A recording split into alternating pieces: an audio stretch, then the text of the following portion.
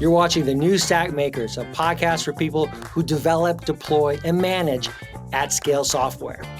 For more information and articles about at-scale technologies, please visit thenewstack.io. Now enjoy the show.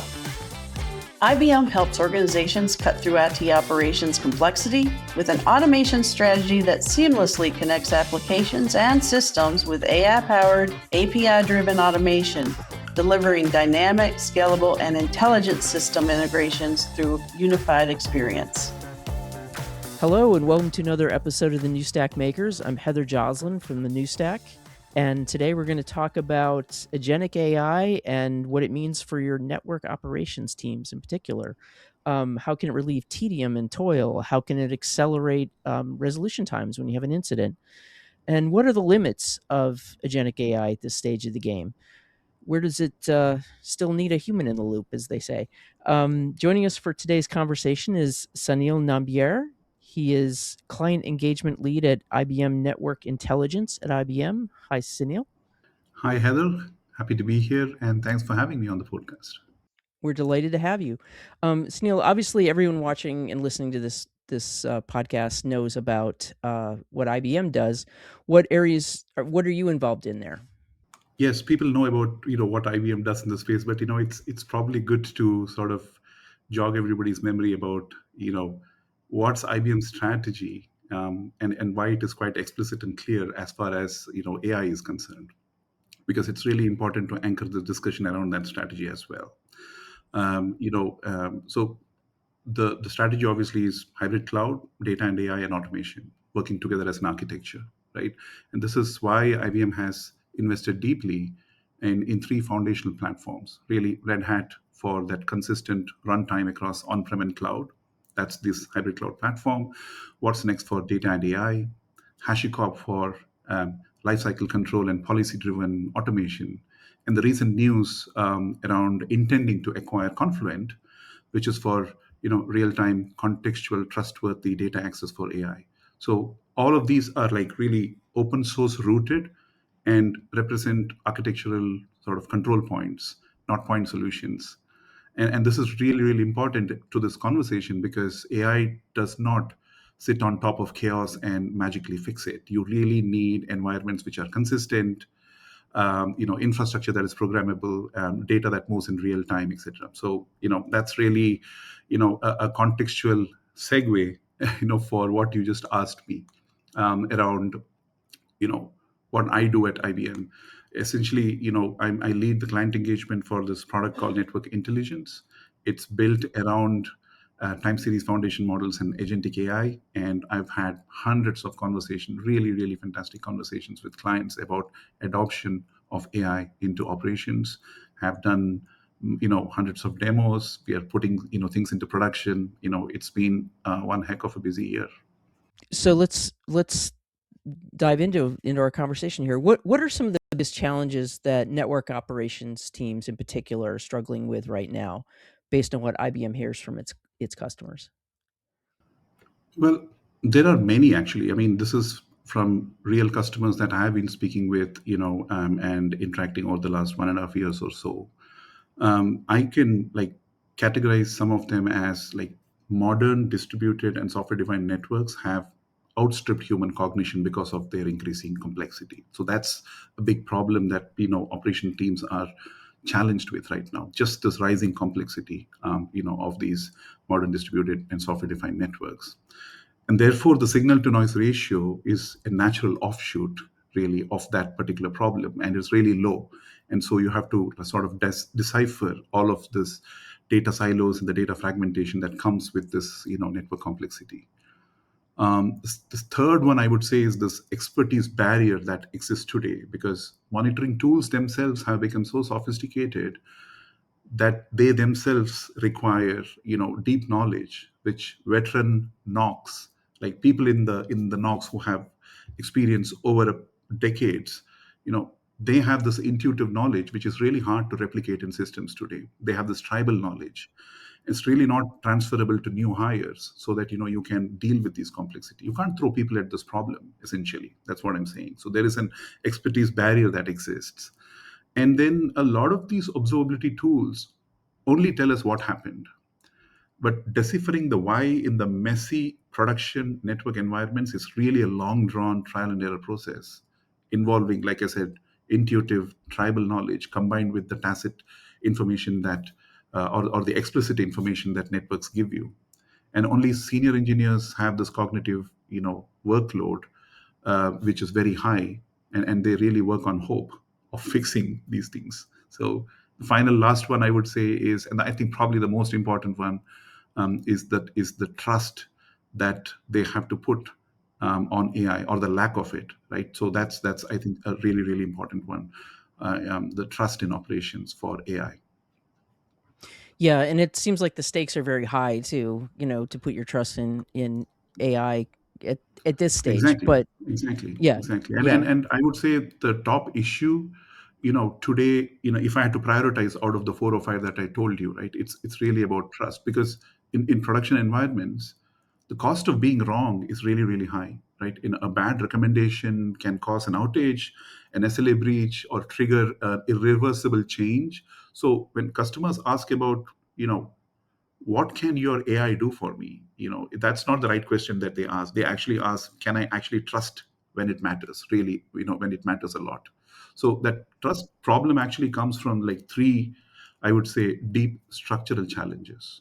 And these are around data silos, data fragmentation, and this lack of real-time data access for AI, right? So if you think about it, today's operational stacks in networks and in pretty much any other operational environment, is full of data from metrics, traces, alarms, topology, events, configuration, inventory, and they all live in different domains and different systems.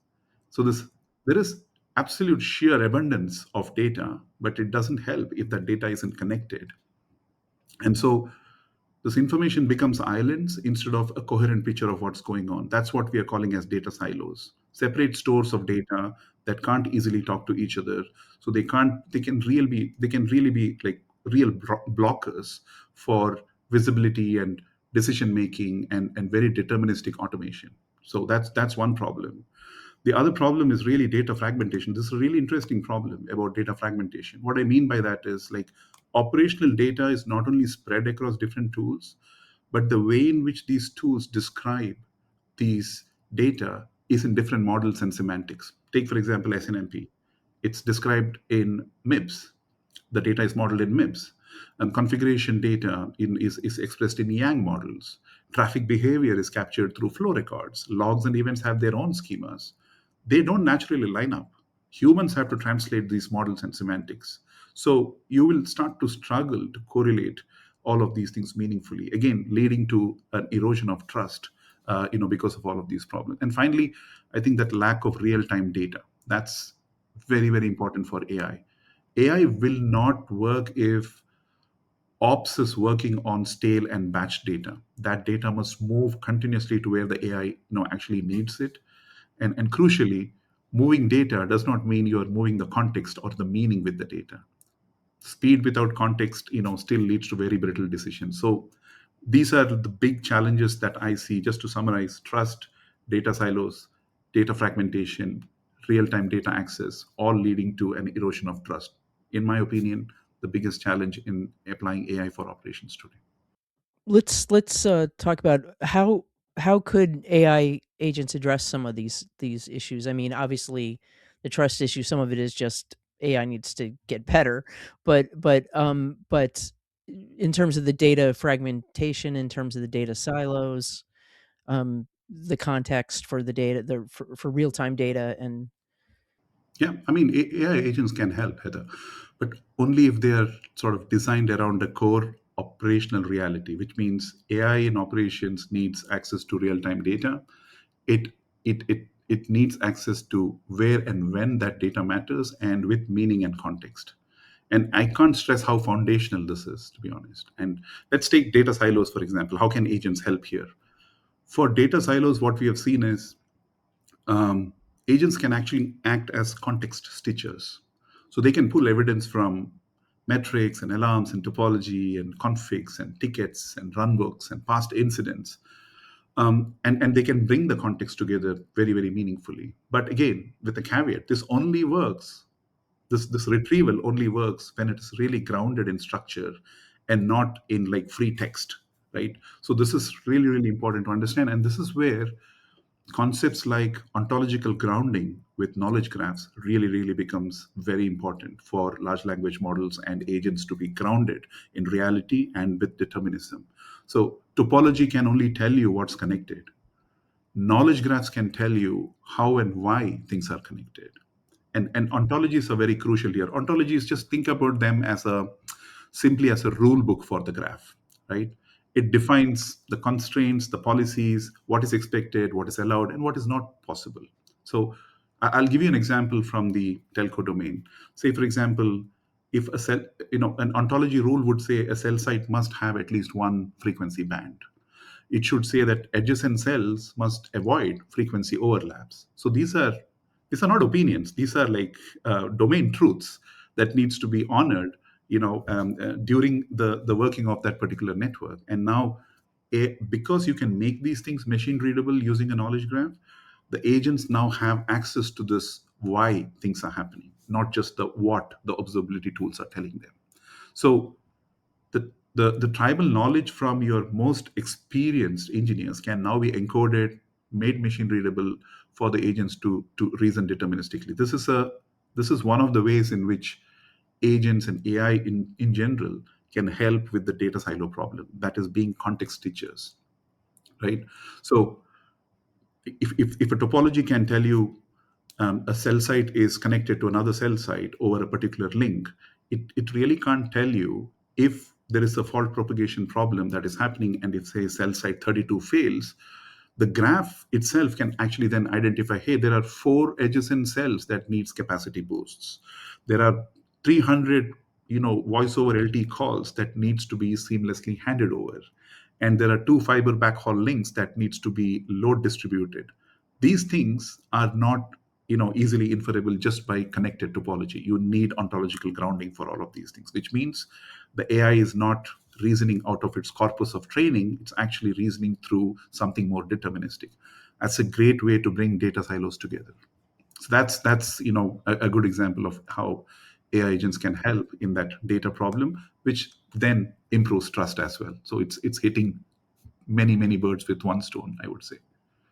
Incidents and outages are very costly to organizations. What both in terms of time and in terms of uh, customer frustration and so forth. How could AI agents speed up resolution times? AI agents can actually help on both fronts, as far as incidents are concerned. One is the prevention and the recovery, right? On both. So, like from our experience, and I've been working with networks, network operations, and assurance solutions for pretty much 20 years. I would say that most major outages don't just start suddenly, right? They're preceded by very subtle operational patterns. You see a gradual increase in drops or retransmits. There are these rising latency variances. There is a queue buildup here. There is a resource pressure there. There are repeated micro failures that never cross those static thresholds, so you don't know that things are building up. And then the most important ones, which are these silent failures or these gray failures, which are very hard to detect. So when an incident does occur, most of the time is actually lost before anyone starts fixing anything. Um, and so the teams spend a lot of time gathering the context, reconstructing the timelines, figuring out what changed, determining who needs to be involved. An AI agent can actually collapse all of these hours of work into seconds, right? So they can like really assemble incident timelines automatically, identify impacted services and dependencies, surface the most recent configuration changes or topological changes that could have led to the problem, or retrieve similar historical incidents and outcomes, or propose the first best action, the next best action with supporting evidence, etc. This really saves time, improves your quality of outcomes in your NOC, starts to move your NOC from a cost center into more of a profit center, and it can really remove the cognitive overload and the friction for operation teams. But one question that I always have is like, should we really think of speeding up existing processes as the only goal of agentic AI, right? I mean, is that really exponential progress? For me, when junior engineers shift left and become, the junior engineers who are doing triage in network operations today, that's their mundane job that they do. Can they become AI insight monitors? Can the L2 or the L3 more expensive and more smarter engineers, can they be repurposed to become AI trainers so that their skills are used in better planning and design and build rather than spending most of their time in data operations? This is really where I would say the best use of agentic AI is. Of course, speeding up existing processes and improving existing automation is absolutely key, but that's really not progress for me. The progress, the giant leaps happen when you actually, you know, improve people and processes and all the surrounding things that agentic AI actually can do. You mentioned senior engineers and junior engineers. I mean, and in your earlier part of our conversation, you talked about there's this institutional knowledge of a network that senior engineers have. It's hard to throw more People are personnel the at problem. yeah, people at the problem. It seems like a common thread that runs through a lot of the conversations I have at the new stack with experts is that there just aren't enough people who understand Kubernetes, who understand multi-cloud environments and so on, and uh, and networking and so forth. How can I mean, we touched on it a little bit in the previous answer, but like, how can agentic AI mitigate that shortage of skills, network operations engineers?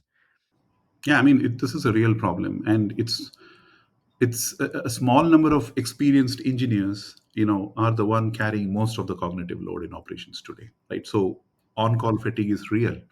Tribal knowledge really sits with in a few people's heads, and it can never be translated into systems, at least until now. The technology was not available, and so burnout becomes really an operational risk in its own right today, right? Again, I come back to the fact that agentic AI is not about democratizing access to information using a chatbot. That's not what agentic AI is. Agentic AI is built on really intense system engineering with the right architectures, data, context, guardrails, security, optimizing for speed, intelligence, and cost.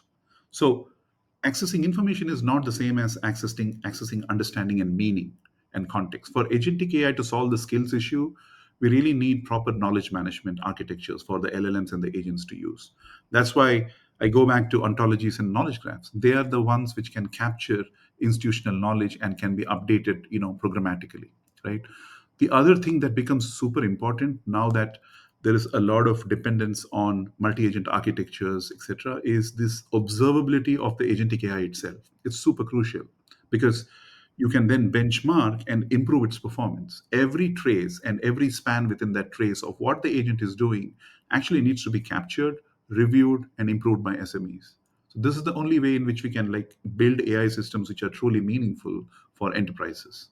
So it's a journey of knowledge management that we need to really undertake here, and systemize institutional knowledge, rules, ontologies, and build graphs so that the systems, the large language models and the agents can actually use that and to continuously improve the outcomes.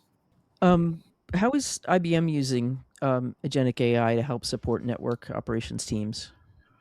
Well, like I said, I'm leading client engagements for this new product called IBM Network Intelligence that we released in September, earlier in the year. And we've had some fantastic responses from the industry and at conferences and events, etc.